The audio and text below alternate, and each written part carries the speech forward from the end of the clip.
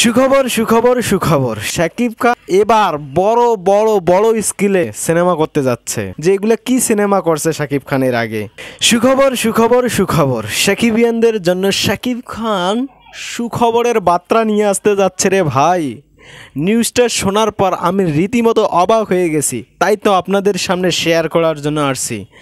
শাকিব খানের রিসেন্ট যে তার পাইপলাইনে সিনেমাগুলো আছে, এর আগে যেগুলো সিনেমা হয়েছে আপনারা শুনলে অবাক হয়ে যাবেন রে ভাই।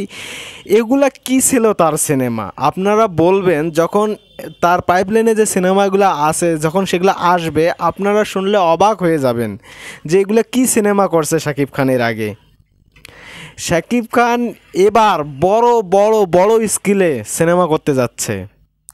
তুফান সিনেমাটার সময় শাকিব খান বলেছিল না সংবাদ সম্মেলনে যে তুফান সিনেমাটা যখন আমি অন্য কোনো সিনেমা করব, যখন অন্য কোনো সিনেমার শ্যুটে যাব, যখন আপনাদের সামনে আসবে আপনারা বলবেন বা ভুলেই যাবেন যে তুফান নামে কোনো সিনেমা ছিল।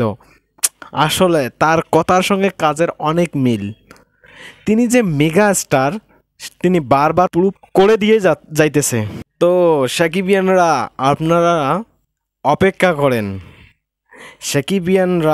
সাকিবিয়ানদের শক্তিতে শাকিব খানের শক্তি। শাকিব খান যেইখানে যায় সাকিবিয়ানদের নাম নেয়, আর সাকিবিয়ানদের কখনো তিনি নিরাশ করবেন না। তাই তো তার যে সিনেমা আসতে যাচ্ছে বিশাল বিশাল ধামাকা নিয়ে, অনন্য মামুন ভাই সহ আরও অনেকেই এই বিষয়টা শেয়ার করছেন তাদের সোশ্যাল মিডিয়াতে, তাদের পেজগুলাতে, যে সিনেমার প্রমোশন কি করব রে ভাই।